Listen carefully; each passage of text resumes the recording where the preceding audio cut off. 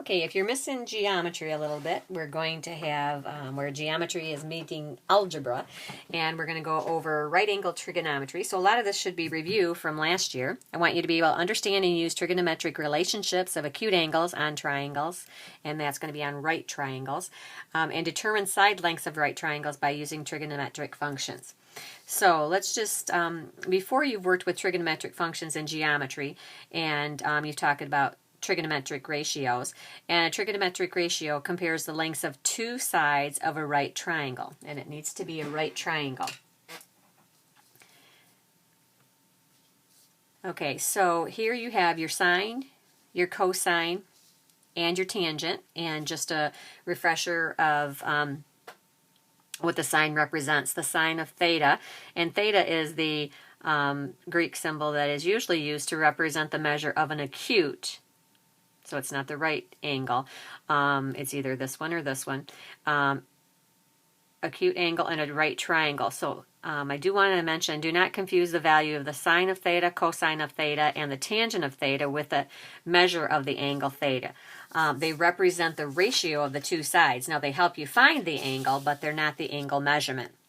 And I'm sure you've heard SOHCAHTOA as a way to memorize the sides that are used for the sine, the cosine, and the tangent. So here again is just a reminder, the sine is the opposite side, and when you're looking at theta, the opposite side is the side that doesn't directly touch the angle. So it's straight across, and the hypotenuse is always across from the right angle. It's the largest side in the triangle, in the right triangle. And the adjacent side, if you're looking at theta, think of adjacent, starts with an A, attached starts with an A. So it is the side that is attached to the angle that is not the hypotenuse. Okay, and then you have the tangent, which is the opposite over the adjacent. All right, let's look at a couple of examples here. We want to find the value of sine, cosine, and tangent functions for theta. So we're given a specific angle. We need to find the opposite, adjacent, and hypotenuse with respect to this angle. So if we are looking for the sine of theta, it is the opposite over the hypotenuse. So from this angle here, the opposite side, so the side that's not directly touching the angle, is length 7, and the hypotenuse is 25. So we would say the sine of theta, and the angle has to go here, either the symbol for the angle or the angle measure. So you have to have two things on this side, and then you have to have two things, or a ratio of the two sides on this side. So sometimes students just write sine equals 7 over 25. You have to identify what angle you're working with. Okay, then the cosine is the next one. Cosine is the adjacent over the hypotenuse. So if I'm looking at this angle, the side that is attached to it, these two both are attached, but this is the hypotenuse, so it can't be the adjacent side. So the adjacent is 24. And the hypotenuse is 25. So that's going to give us 24 over 25 for the cosine. And then we want to find the tangent, and the tangent is the opposite over the adjacent. And when we're finding the tangent of theta, we have to use this angle. So it would be the opposite side, again, the side that's not directly touching the angle. So that would be 7 over your tangent of theta is opposite over adjacent. So it's the opposite over the adjacent, the side that is attached to the angle but not the hypotenuse. So it would be 7 over 24. Okay, now you can use the trig functions for indirect measurements.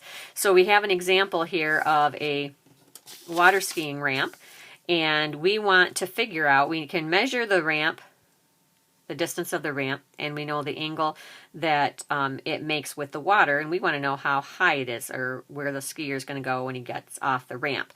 So we can use a trig function. Now we need to decide which trig function we're going to use based on what information we're given. Here is our angle, so we need to say this is our right triangle, or our right angle right here of the triangle, and so the side across from that is going to be the hypotenuse. So I'm just going to label that HYP. And then this side that we're looking for is the opposite side. It's across from the angle that we're using. So this is going to be opposite. Once I have identified which two sides I have information for, or I have information here and I want to find this one, I can just say, well, opposite over hypotenuse, that's an O, and the H, that means we're going to use the sine. So we're going to use the sine, and we're going to go opposite, which is H. So the sine of 15.1, we're not using theta now because we have an actual measurement. The sine of 15.1 degrees equals the side that I want to find, the ratio of h over the hypotenuse, which is 19. Okay, and then you solve this like you would a normal equation. If we want h by itself, we have to do the opposite of dividing by 19, which is to multiply by 19. And then we'll have 19 times the sine of 15.1 will give us the height that the top of the ramp is from the water. So you can just enter that into your calculator, and the height we're going to round to the nearest foot, so it would be approximately 5 feet. Now, if you have a graphing calculator, you want to make sure that you are in degrees. So you would need to go to your mode, and you have a choice between radian and degree. You want to make sure you're in degree or you'll get a different measurement. We'll talk about radians later in the chapter. Okay, if you look underneath here, you also worked with special right triangles last year. You had 30, 60, 90 and 45, 45, 90. And this table is just showing you the ratios, the trig ratios for special right triangles. And this will come into play a little bit later in the chapter as well. So last year, again, you worked with special right triangles, and as you work on trigonometry problems, you'll need to frequently determine the values of the trigonometric ratios for these types of triangles. And again, just remember SOHCAHTOA. Sine is opposite over hypotenuse, cosine is adjacent over hypotenuse, and tangent is opposite over adjacent.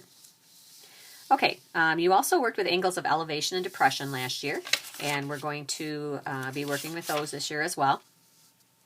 So we want to find, when you find the distances indirectly, by using the angle of elevation and the angle of depression. So here is just a diagram.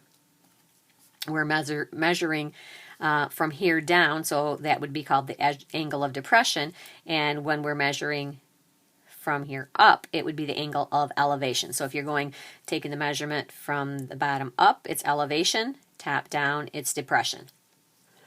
Okay, here's an example. We have a biologist whose eye level is 6 feet above the ground, measures the angle of elevation to the top of a tree to be 38.7 degrees. If the biologist is standing 180 feet from the tree's base, what is the height of the tree? Okay, I'm going to give you a very rough picture here, just a sketch. I'm definitely not an artist. You can tell by my stick figure there. But anyway, we have an angle, and it's an angle of elevation, so it's going to go from down up. So this is going to be the 38.7 degrees. It's 6 feet from his eyes to the ground, 180 feet from the biologist to the tree, and then we want to figure out the height of the tree. Okay, so let's look at what we have. We have this angle. We have the side that is, we're looking for the side that is opposite. So I'm just going to write OPP here. And then this side represents, it's attached to the triangle, but it's not the hypotenuse because the right angle is right here. So this would be your adjacent side. Okay, so let's see which trig function we need to use. We have the opposite and the adjacent. So that would be the O and the A. That means we're going to use tangent. So when we set that up, we're going to say the tangent, then I put the angle measurement here. You'll either put tangent or theta, or tangent of theta or tangent of the actual degree. And I'm just going to write the degree in here. It looks like I missed it right here and here. Also, I missed it up here, so you can write that in there. Okay, so the tangent of 38 degrees equals, and because tangent is opposite over adjacent, we have to take the opposite side, which we don't know, that's what we're looking for, and put it over 180. Okay, and we're going to round to the nearest foot. So this is going to be, we're going to multiply, actually let me write the work here. We're going to multiply both sides by 180. So in your calculator, you're just going to do 180 times the tangent of 38.7. And when you round, that's going to be about 144 feet. Now, be careful with your problems. This one started off the ground, so the actual height of the tree is not 144 feet. We need to add this 6 feet in to get the total height of the tree. So when we add 6 feet, we're going to add 6 to the 144, so that's going to give us 150 feet. and you'll have the height of the tree. All right, on the next page, we have reciprocal trig functions. And those functions are cosecant, it's the reciprocal of sine.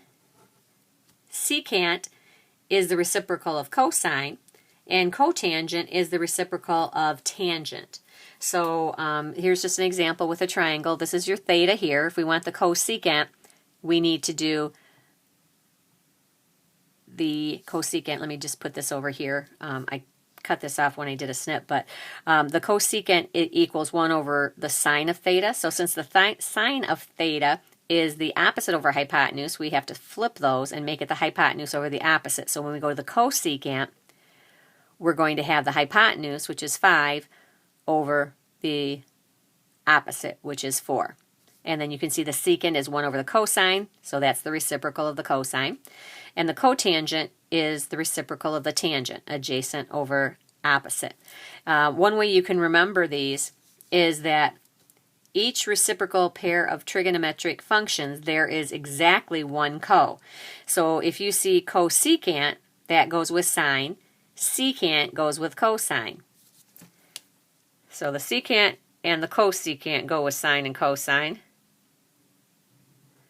And then this one's pretty easy to remember because they both have tangent in it. So cotangent and tangent. So just remember each one just has one co in it.